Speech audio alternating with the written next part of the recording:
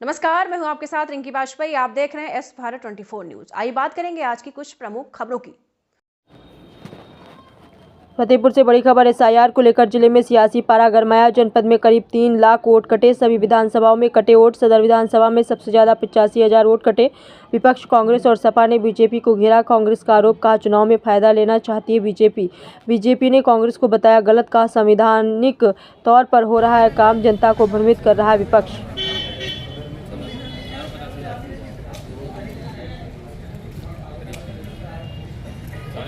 में क्या कहेंगे इसमें? नहीं, उसमें नाम काटे गए हैं जो एसआईआर में, उसमें सारे नाम तो अभी देखो किसका किसका वो आवेदन करते हैं उन्होंने, जैसा हम लोग देख रहे हैं कि उसमें नोटिस देंगे और फॉर्म 6 भरवाया जाएगा। नाम तो आपने बिहार में भी देखा, बंगाल में देखो किस तरह तहलका मचा। वहाँ के एक वरिष्ठ अधिकारी, निर्वाचन आयोग के अधिकारी ने इस्तीफा दे दिया और उसने ये आरोप लगा के इस्तीफा दिया है कि ये ज्ञानेश कुमार पूरी तरह से बेईमानी कर रहा है और लोगों का वोट ज़बरदस्ती काट रहा है। और ये आरोप मतलब एक अधिकारी ने इस्तीफा दिया है। उसके बाद भी इस पर सुप्रीम कोर्ट को अपने आप संज्ञान लेना चाहिए था, लेकिन उससे अपने आप प्रमाणित हो गया है कि पूरे देश में जो एसआईआर चल रहा है ये केवल भारतीय जनता पार्टी का फ्रंटल संगठन बनकर निर्वाचन आयोग काम कर रहा है और भारतीय जनता पार्टी को जितवाने का काम कर रहा है।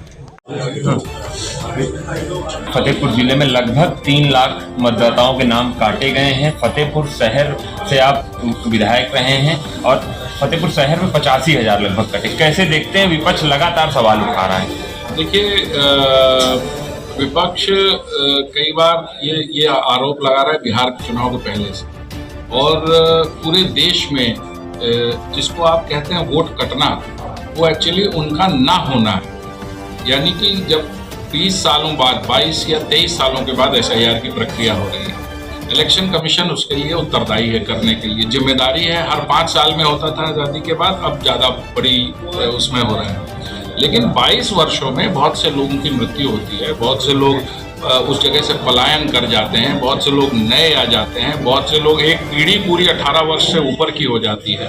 तो ऐसी परिस्थिति में एसआईआर का होना तो एक दायित्व है इलेक्शन कमीशन का, जिसे सुप्रीम कोर्ट ने भी मान लिया है और जिसे इलेक्शन कमीशन ने अपने एफिडेविट में भी कहा है कि उनका संविधान के माध्यम से जो अधिकार उनको दिया गया है वो अधिकार है ये उनका, और उसको करना उनका दायित्व है।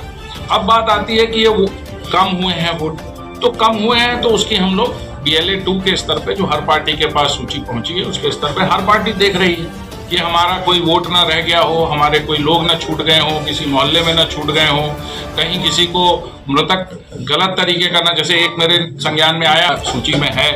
तो ऐसी जो खामियां हैं, ये राजनीतिक पार्टियों की भी जिम्मेदारी है, व्यक्तिगत लोगों की भी जिम्मेदारी है। आप सिर्फ अधिकार मांगते रहें और वक्त आने पर अपना काम न करें। हमारी सबकी कुछ न कुछ थोड़ी थोड़ी जिम्मेदारी होनी चाहिए। यहाँ जो शहर में वोट कम हुआ है वो हर शहर में कम हुआ है।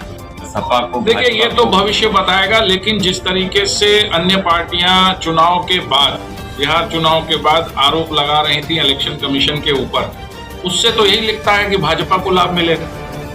लेकिन हम लोग, हमारा उद्देश्य बिल्कुल स्पष्ट है कि BLA 2 हमारा जो है, भाजपा का या अन्य सब पार्टियों के जो होते हैं हर बूथ के ऊपर, 1,62,000 बूथ पे आप लगा लीजिए, अगर 4 पार्टियां राष्ट्रीय हैं तो इंटू 4 लोग जो हैं वो मेहनत कर रहे होंगे विद BLA। विपक्ष कह रहा है चिन्हित करके मुस्लिम आबादियों में वोट कम किए गए, जो शेड्यूल कास्ट है उनको चिन्हित करके, भाजपा का जहां वोट बैंक नहीं था उनके वोट काट दिए गए। देखिए, ऐसा कौन सा जाति या पंथ है जो भाजपा को वोट नहीं देता है? पहली चीज तो ये, हम राष्ट्रीय पार्टी हैं। वो लोग सोचते हैं टुकड़ों में, हम सोचते हैं समग्रता में। वो हमारी योजनाओं के इम्प्लीमेंटेशन में भी दिखता है, और वो हमारा, जब हम वोट लेने की कोशिश करते हैं तो हम हर घर जाने का प्रयास करते हैं। अब बात ये आती है कि उनको क्यों इतना बुरा लग रहा है।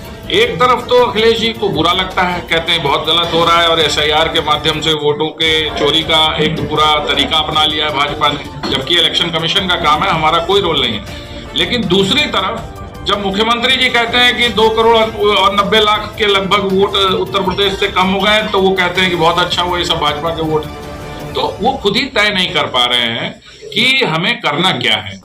बात यह है कि इलेक्शन सच्चाई, ईमानदारी और उन वोटों के आधार पर होना चाहिए जो सही है। उसमें चाहे कोई भी वोट कम हो, जहां तक दलित और मुसलमान का कम करने की बात है, उसका कोई आंकड़ा पेश करे।